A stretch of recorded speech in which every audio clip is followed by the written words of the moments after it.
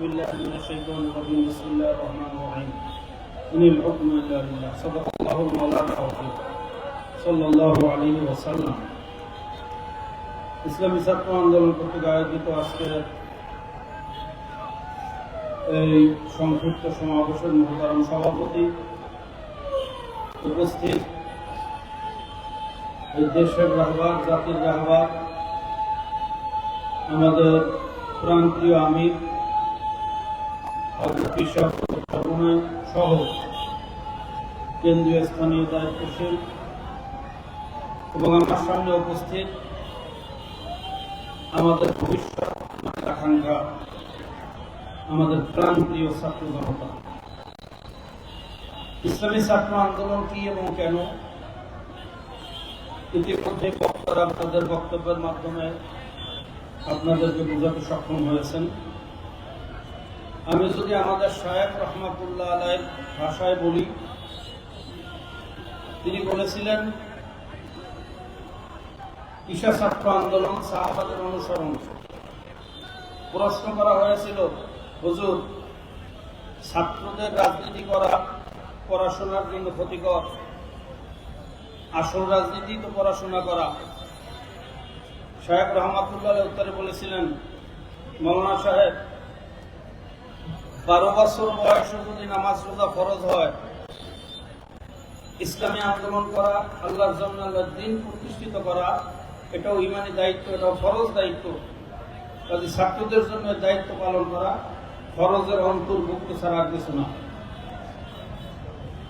আমাদের শায়েখ মোর্শেদ বলতেন, শুধু নেতা নয়, নীতির পরিবর্তন ছাড়া এই জাতির ভাগ্যের পরিবর্তন হবে না। আমরাও বিশ্বাস করি, যতক্ষণ পর্যন্ত চরিত্রবান নেতা আমাদের নেতৃত্ব না দিবে, ততক্ষণ পর্যন্ত কোন দুর্নীতিবাজ, কোন লুটেরা, কোন সন্ত্রাস, কোন চাঁদাবাজের নেতৃত্বের মাধ্যমে এই দেশ ও জাতির ভাগ্যের পরিবর্তন হতে পারে না। কাজী ছাত্র আন্দোলনের মূল লক্ষ্য উদ্দেশ্যই হল মানুষ গঠন করা।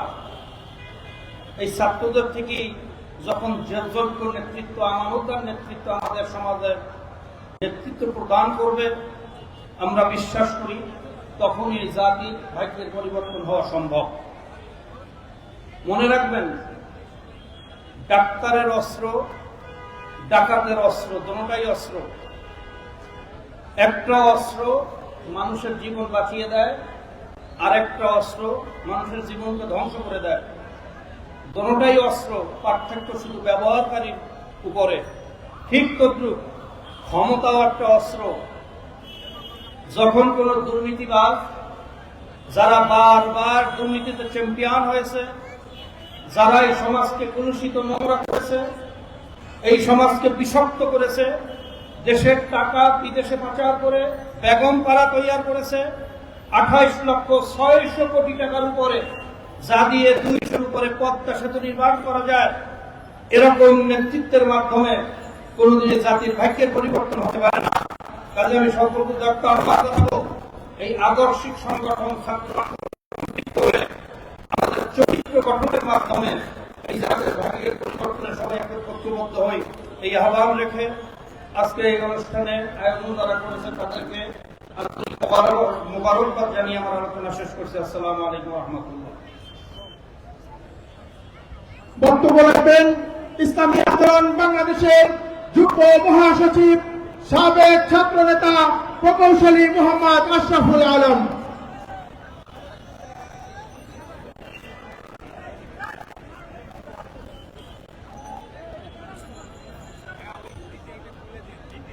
আসসালামু আলাইকুম ওয়া রাহমাতুল্লাহ। ইসলামী ছাত্র আন্দোলন বাংলাদেশ কর্তৃক আয়োজিত আজকের প্রতিষ্ঠা বার্ষিক সম্মেলনের সম্মানিত সভাপতি, উপস্থিত আছেন বাংলাদেশের লক্ষ কোটি মানুষের প্রাণের স্পর্শক, নতুন বাংলাদেশের অন্যতম রূপকার ইসলামী আন্দোলন বাংলাদেশের আমির হিসেবে চট্টগ্রাম, উপস্থিত আন্দোলনের দায়িত্বশীল বৃন্দ, ছাত্র আন্দোলনের কেন্দ্রীয় দায়িত্বশীল বৃন্দ, সারা দেশ থেকে আগত আমার প্রিয় ছাত্র ভাইরা, ছাত্র আন্দোলনকে মোবারকবাদ জানাই। তারা ছাত্র আন্দোলনের দীর্ঘদিনের চর্চা, পল্টন কেন্দ্রিক প্রোগ্রাম থেকে আস্তে আস্তে তারা শাহবাগে চলে আসছে। এ কারণেই মোবারকবাদ জানাইতে হয় বাংলাদেশের রাজনীতি, বাংলাদেশের ইউনিভার্সিটি অঙ্গনে যেই ছাত্ররা পড়াশোনা করে, যেই ছাত্র ইউনিভার্সিটিতে ঢুকে, সে মূলত ছাত্র হলেও একজন পূর্ণাঙ্গ নাগরিক হিসাবেই ইউনিভার্সিটিতে তারা ঢুকে। কিন্তু এই ইউনিভার্সিটি অঙ্গনে আসা দেখতে পাই জাহাঙ্গীরনগর বিশ্ববিদ্যালয়ে সে ধর্ষণের সেঞ্চুরি উদযাপন করে, অর্থাৎ বিশ্ববিদ্যালয়ের ক্যাম্পাস একজন ধর্ষককে, জাতিকে একটা ধর্ষক উপহার দিয়েছে। আমরা দেখতে পাই প্রকৌশল বিশ্ববিদ্যালয়ে তারা তাদের সহপাঠীকে পিটিয়ে হত্যা করে, এক আগ্রাকে হত্যা করা হয় না, বাংলার ৩১টা মেধাবী ছাত্রকে ধ্বংস করা হয়েছে। আমরা দেখি যে এই আমাদের ইউনিভার্সিটি অঙ্গনকে কলুষিত করেছে, আমাদের মেধাবী ছাত্রগুলোকে তারা ধ্বংস করে দিয়েছে। সুতরাং ঈশা ছাত্র আন্দোলন, সাহাবীদের অনুসরণ, যে সংগঠন এত ওজনদার,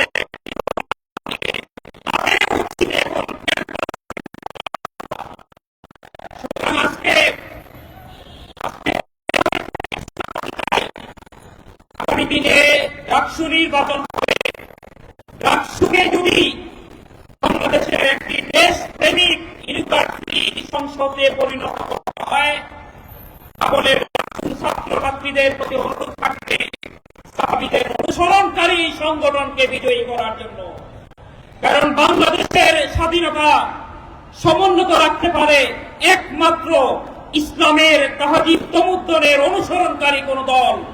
সুতরাং আজকের এই সমাবেশে অনুরোধ করব, ঈশা ছাত্র আন্দোলন, সাহাবীদের অনুসরণ, এই ঘোষণা, এই স্লোগান প্রত্যেকটি ছাত্র ধারণ করে বাংলাদেশকে এগিয়ে নিয়ে যাবে, এই আশাবাদ ব্যক্ত করে আমি আমার আলোচনা এখানে শেষ করতেছি।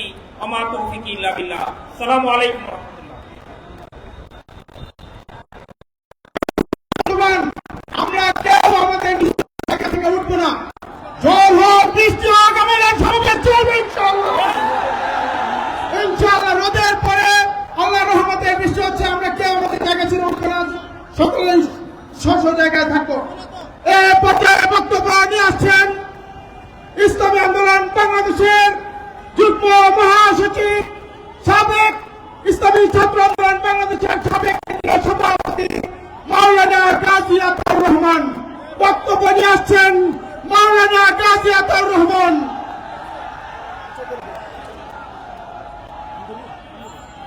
আসসালামু আলাইকুম ওয়া রাহমাতুল্লাহি ওয়া বারাকাতুহু। নাহমাদুহু ওয়া নুসাল্লি আলা রাসূলিল কারীম, আম্মা বা'দ। ইসলামের ছাত্র আন্দোলন বাংলাদেশের আজকের এই 34তম প্রতিষ্ঠা বার্ষিকী সমাবেশের সভাপতি, আজকের এই সমাবেশের প্রধান অতিথি, ইসলামী আন্দোলন বাংলাদেশের মোহতারাম আমির, বাংলাদেশের গণমানুষের প্রিয় নেতা পীর শাহ হুজুর চরমনাই, উপস্থিত ইসলামী আন্দোলন ছাত্র আন্দোলনের নেতৃবৃন্দ, সাংবাদিক বন্ধুগণ, আমার প্রিয় ছাত্র ভাইরা, আমি ধন্যবাদ জানাই এই ছাত্র আন্দোলনের 34তম প্রতিষ্ঠা বার্ষিকীকে সফল করে তোলার জন্য আজকের এই সমাবেশকে যারা সফল করে তুলেছেন সবাইকে ধন্যবাদ জানাই। বৃষ্টি, যেহেতু বৃষ্টির মৌসুম, বৃষ্টি মাঝে মধ্যে আসবে আবার চলে যাবে, আতঙ্কের কোনো কারণ নাই। বিশ্ব হুজুর আছেন যেহেতু আমরা থাকবো তো ইনশাআল্লাহ। এই 2024-এর জুলাই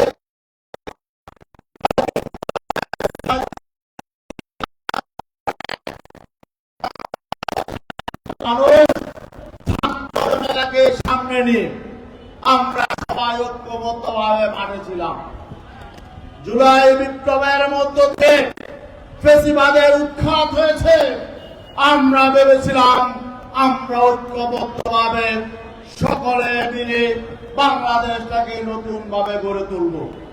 আমরা পুরাতন রাজনীতি, পুরাতন দুঃশাসন, স্বৈরাচারের অবসান ঘটিয়ে নতুন বন্দোবস্তের ভিত্তিতে নতুন বাংলাদেশ আমরা গড়ে তুলব। কিন্তু দুঃখজনক বাস্তবতা হলো আমরা 5 আগস্টের পরে দেখলাম মাত্র অল্প দিনের ব্যবধানে জাতি বিভক্ত হয়ে গেল, দুটা শ্রেণীতে পরিষ্কার বিভক্ত হয়ে গেল।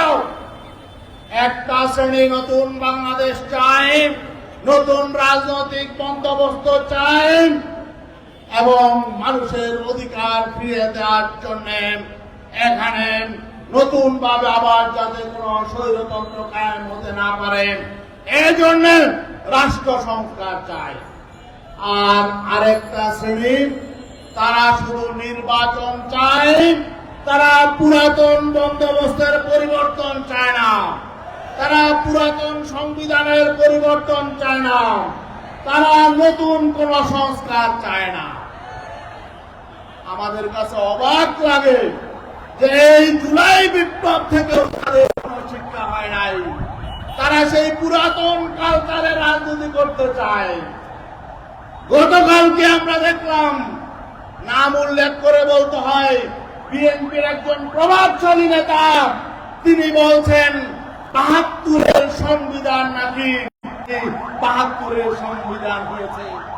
আমাদের কাছে অবাক লাগে এরা কি করে বিএনপির মতো একটি দলের প্রভাবশালী নেতৃত্বের অবস্থানে এখনো রয়েছে, যেই ৭২-এর সংবিধানের মৌলিক ভিত্তিকে ধ্বংস করেছে জিয়াউর রহমান। আমরা তাকে স্মরণ করি শ্রদ্ধার সাথে।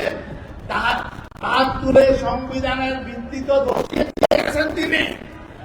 আবার সেই সংবিধানকে আপনারা বলছেন জিয়াউর রহমানের অবদান, আপনাদের লজ্জা করা উচিত।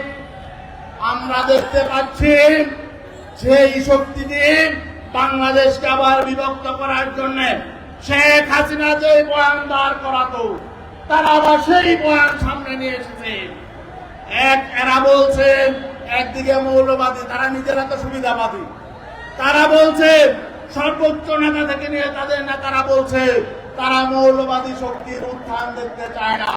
আমরা পরিষ্কার জানতে চাই, বিএনপির নেতৃবৃন্দের কাছে জানতে চাই, বাংলাদেশের শক্তি কারা তা বলতে হবে, প্রকাশ করুন কারা।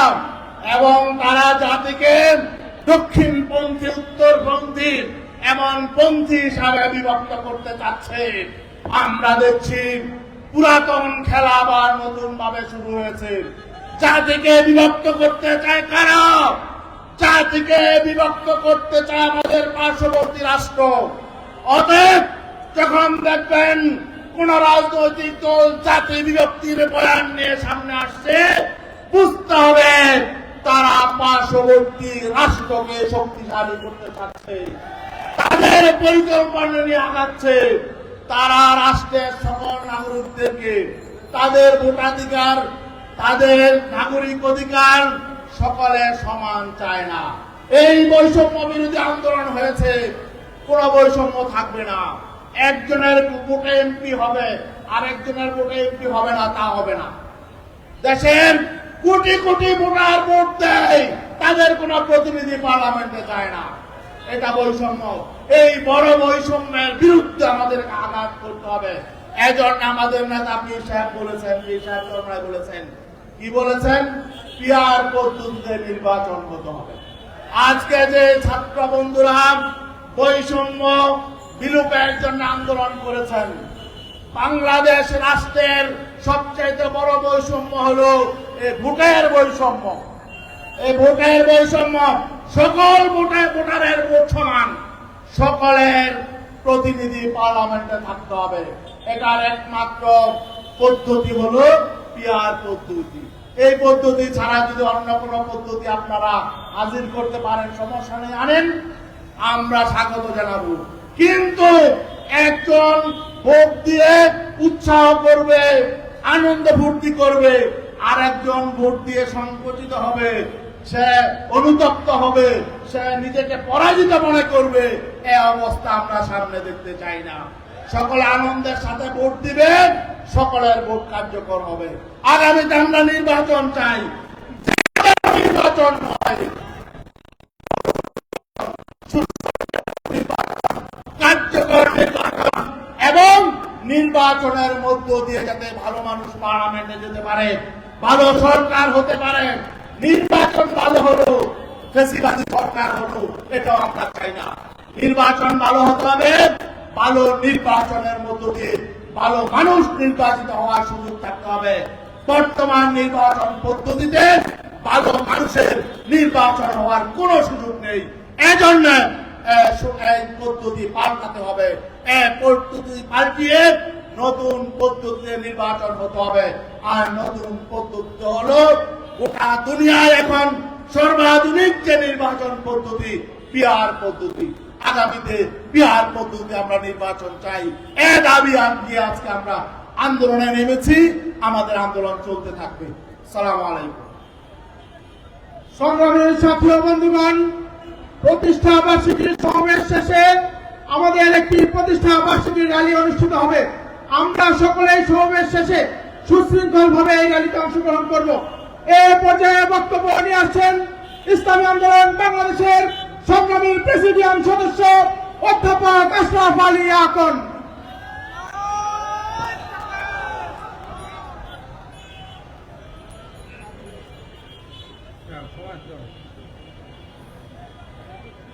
আসসালামু আলাইকুম ওয়া রাহমাতুল্লাহি ওয়া বারাকাতুহু। ঐতিহ্যবাহী ইসলামী ছাত্র সংগঠন ইসলামী ছাত্র আন্দোলন কর্তৃক আয়োজিত আজকের এই বিশাল সমাবেশে সংগ্রামী সভাপতি উপস্থিত আছেন ইসলামী আন্দোলন বাংলাদেশের মহতারাম আমির, এদেশের বিরাজমান দূষিত, বিষাক্ত, কলুষিত, নোংরা রাজনীতিকে উৎখাত করে এটি সুখী সমৃদ্ধ কল্যাণ রাষ্ট্র প্রতিষ্ঠার অগ্রনায়ক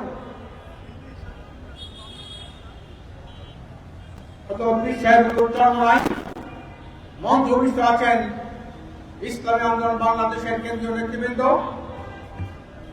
যুব এবং ছাত্র নেতৃবৃন্দ, বিভিন্ন সহযোগী সংগঠনের নেতৃবৃন্দ, সাংবাদিক বন্ধুগণ, সামনে উপস্থিত ফেসবুক মুক্ত এটি সুখী সমৃদ্ধ বাংলাদেশ গড়ার অতন্ত্র প্রহরী আমার ভাইরা।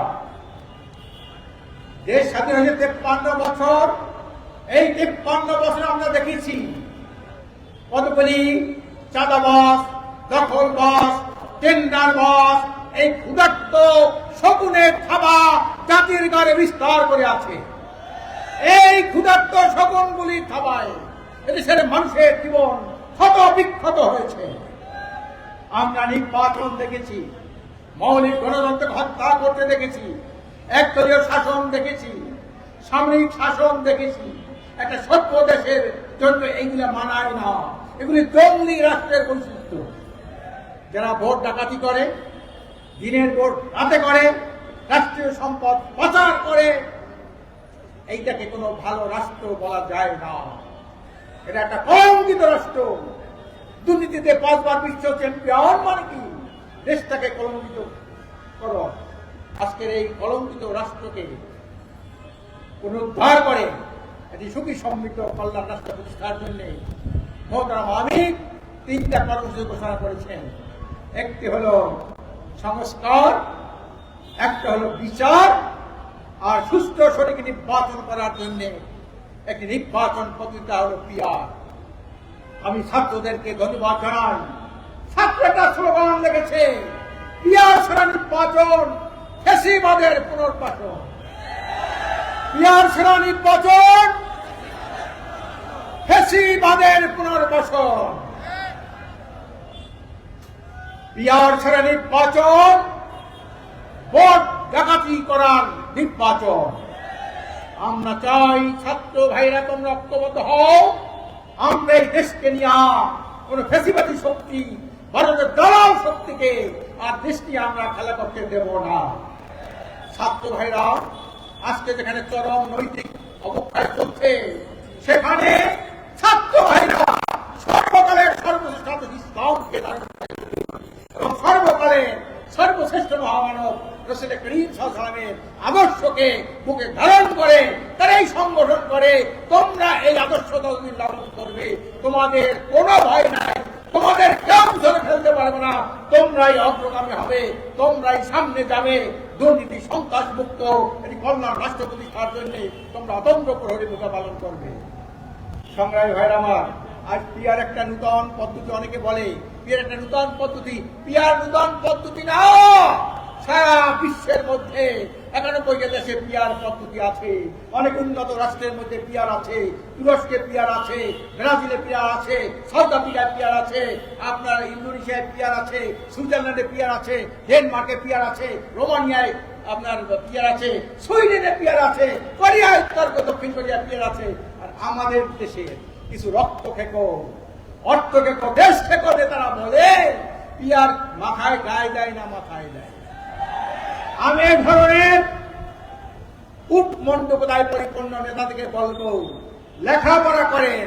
এই যে আপনার নূতন কোনো দাবি নাই। আমরা সকল ঢাকা বিশ্ববিদ্যালয় থেকে শুরু করে সকল শিক্ষাবিদদের নিয়ে আমরা সেমিনার করেছি, গোল লেভেল বৈঠক করেছি, বুদ্ধিজীবী নিয়ে বৈঠক করেছি, সমস্ত রাজনৈতিক দল নিয়ে বৈঠক করেছি। এদেশে অধিকাংশ দল পিয়ার পদ্ধতি চায়, শতকরা 72% মানুষ পিয়ার পদ্ধতি চায়। এরপরে যদি পিয়ার পদ্ধতি নির্বাচন না করেন, আমরা মনে করব আপনার দেশটাকে আবার সেই 53 বছরের মধ্যে একটি কালো দেশে আপনারা পরিণত করছেন, একটা কলঙ্কিত দেশে পরিণত করছেন। সেই পায়টা এই দেশে সচেতন হয়েছে, জেগে উঠেছে। আপনাদের সেই স্বপ্ন আপনার এই দেশে বাস্তবায়ন করতে দিবেন না। আমরা পরিষ্কার করেছি, ঐক্যমত্য কমিশনে বলেছি, আপনি পিয়ার যদি এই কিছু দল, দু একটা দল শুধু বিরোধিতা করে, অধিকাংশ দল পিয়ারের পক্ষে, দু একটা দল বিরোধিতা করে। আমরা বলছি আমরা কোনো মারামারি হানাহানি চাই না। আপনি একটা গণভোট দেন, গণভোট দেন, জনগণের মতামত নেন। জনগণ যদি বলে আমরা পিয়ার চাই, পিয়ারের নির্বাচন হবে। জনগণ যদি বলে আমরা পিয়ার চাই না, আমরা পিয়ার দাবি করব না। এরপরেও যদি আপনারা পিয়ার নিয়ে গরিমসি করেন, ষড়যন্ত্র করেন, আমরা এই দেশের জনতা, দেশপ্রেমিক জনতা জাগ্রত হয়েছে, আপনাদের কেউ ছাড় দেবেন না। আমরা বলি, আমরা ছাত্র ভাইদেরকে বলি, তোমরা প্রস্তুত হও। ষড়যন্ত্র কিন্তু শেষ হয় নাই, ভারতীয় আধিপত্য ষড়যন্ত্র বন্ধ হয় নাই। আওয়ামী ফেসিবাদের দোসররা এখনো বিভিন্ন জায়গায় তারা বসে আছে। এদেরকে দাঁত ভেঙে দেওয়ার জন্য তোমরা প্রস্তুত হও, ঐক্যবদ্ধ হও, গ্রামে গঞ্জে তোমরা ছড়িয়ে পড়ো, পিয়ারের সুফল তোমরা মানুষের সামনে তুলে ধরো। তাহলে আমরা একটা সুখী সমৃদ্ধ কল্যাণ রাষ্ট্র পাবো। দেশের মানুষের মৌলিক অধিকার ফিরে পাবে, দুর্নীতি সন্ত্রাস মুক্ত একটি সুখী সমৃদ্ধ কল্যাণ রাষ্ট্র হবে। এই বলে আমি আমার বক্তব্য শেষ করছি। ওমা তৌফিকি ইল্লা বিল্লাহ। সংগ্রামী উপস্থিতি, বিভিন্ন শাখা থেকে আগত ঊর্ধ্বতন নেতৃবৃন্দ, আপনারা ইসলামী ছাত্র আন্দোলন বাংলাদেশের কেন্দ্রীয় প্রকাশনা সম্পাদক মাইমুল ইসলাম মিঠুন ভাইয়ের সাথে দেখা করবেন, তিনি মঞ্চের পিছনে আছেন। সংগ্রামী সমাবেশ এ পর্যায়ে সমাবেশ ঘোষণা নিয়ে আছেন ইসলামী ছাত্র আন্দোলন বাংলাদেশের মোহতারাম কেন্দ্রীয় সহ সভাপতি সংগ্রামী ছাত্র নেতা মুত্তাসির রহমান।